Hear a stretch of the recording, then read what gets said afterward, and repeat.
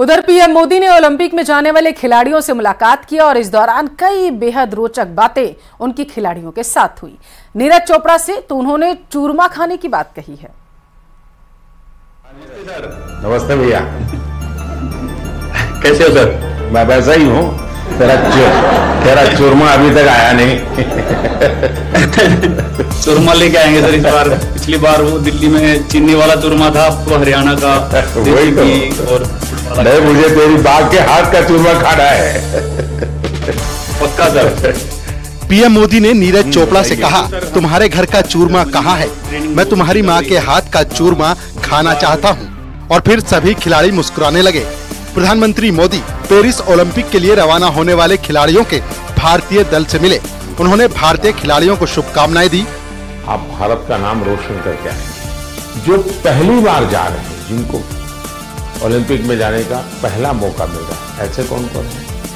PM ने कहा, जीत हार की चिंता किए बिना अच्छा प्रदर्शन करने पर फोकस करें। All the best.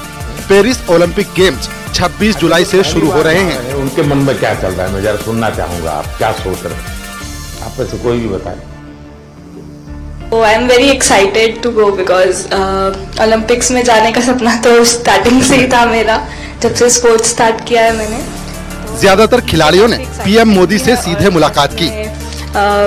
मोटिवेशन भी है काफी कि देश के लिए मैं कुछ अच्छा करके आऊँ वहाँ। आपकी ट्रेनिंग कहाँ कहाँ हुई? मैं हरियाणा से हूँ, बट मैं ट्रेनिंग चेन्नई में करती हूँ। परिवार में भी और कोई खेल जगत से जुड़े हुए थे कि आपने नहीं शुरुआत की? नहीं, मैंने ही शुरुआत की। अच्छा, वरना हरियाणा में तो हर घर में खिलाड़ी मिलेगा। एक्साइटेड हूँ, एट द सेम टाइम अपने आप को फोकस रख रही हूँ क्योंकि पूरे देश। लेकिन विदेश में ट्रेनिंग कर रहे नीरज चोपड़ा समेत कुछ खिलाड़ी वीडियो कॉल के जरिए जुड़े। उन्होंने वीडियो कॉल के जरिए पीएम मोदी से बात की। नाम रोशन करके वापस लौटना चाहूँगी। बहुत बहुत शुभकामनाएं। नीरज कुछ कह रहे थे? नीरज चोपड़ा से बात करते हुए पीएम मोदी ने कहा कि तेरा चूरमा नहीं आया है। मैं वैसा ही हूँ। तेरा चूरमा अभी तक आया नहीं। पीएम मोदी ने नीरज को शुभकामनाएं देते हुए कहा, मुझे तुम्हारी माँ के हाथों का चूरमा खाना है। आपको हरियाणा का वही तो। और नहीं, मुझे तेरी बाग के हाथ का चूरमा खाना है। पक्का सर। पीएम मोदी ने सभी खिलाड़ियों से उनकी दिनचर्या को लेकर भी बात की। उन्होंने कहा कि खेल के साथ जरूरी है कि अच्छी नींद लें। मेडिकल साइंस भी अच्छी नींद लेने की बात कहता है। वैसे मेरी कोशिश रहती है कि खेल जगत से जुड़े हुए हमारे देश के जो सितारे हैं, उनसे मिलता रहूं, नई चीजें जानता रहूं। पीएम मोदी ने खिलाड़ियों का हौसला बढ़ाते हुए कहा, आप सब ओलंपियन हैं।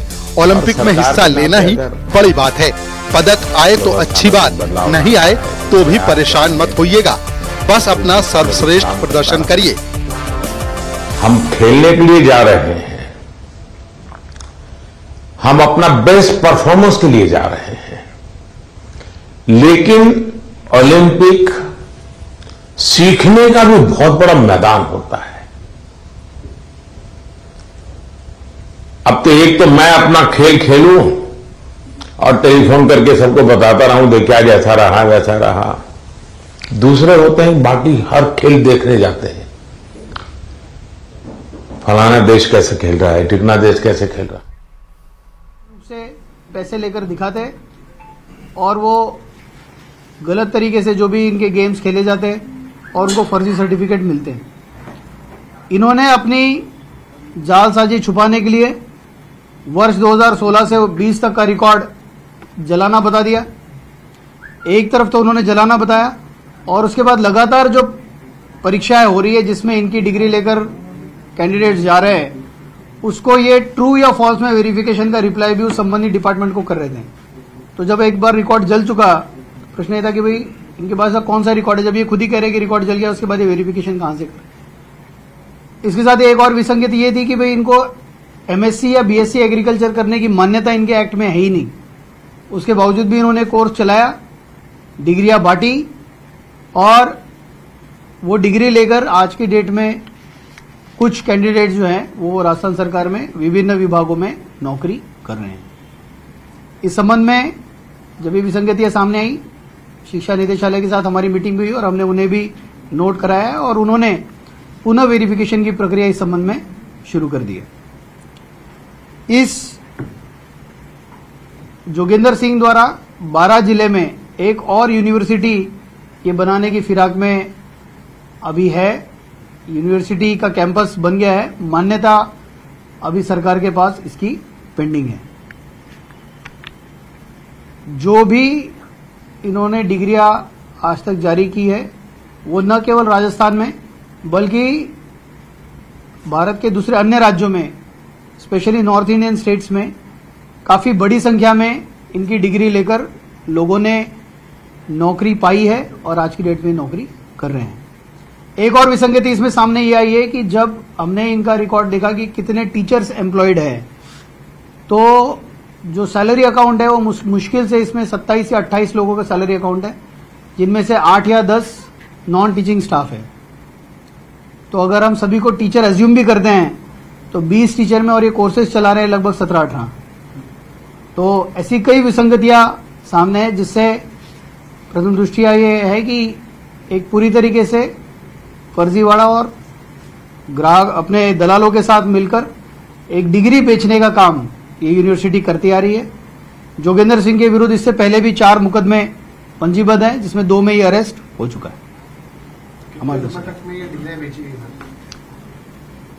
ये इनके रेट कोर्स वाइज है, जो सस्ते कोर्सेस है उसके रेट कम है, जो महंगे कोर्सेस है उसके रेट ज्यादा है। और दूसरा है कि वो कैंडिडेट की काबिलियत कितनी है, इनमें सेंस कि पैसों की काबिलियत क्या है, उसके मुताबिक ये रेट तय होता था। जनरल इनका मोडस ऑपरेंडी ये है कि जब भी कैंडिडेट फॉर्म जब आपको भरना होता है, फॉर्म में आपकी ग्रेजुएशन कहाँ से आप कर रहे हैं या आपने कहाँ से किया है और रोल नंबर ये मेंशन करना होता है। तो जनरली ये इनका मोडस ऑपरेंडी होता है कि भाई पहले कुछ पैसे लेकर ये रोल नंबर जारी कर देते हैं और उसके बाद जब एक्चुअल सिलेक्शन हो जाता तब ये डिग्री बेचते, वहां भी भावताव करते।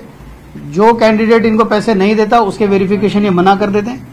कुछ ऐसे इंस्टेंसेस भी हमारे सामने आए हैं कि भाई कैंडिडेट गया। एसएचयू की प्रेस कॉन्फ्रेंस देख रहे थे आप। चूरू की ओपीजेएस यूनिवर्सिटी के द्वारा फर्जी डिग्री बांटने को लेकर के संस्थापक जोगेंद्र सिंह को गिरफ्तार कर लिया गया है। इसी मामले को लेकर के अपडेट यहां पर टीम के द्वारा दी जा रही थी। यहां रुकेंगे एक छोटे से ब्रेक के लिए। आप देखते रहिए न्यूज़ 18 राजस्थान।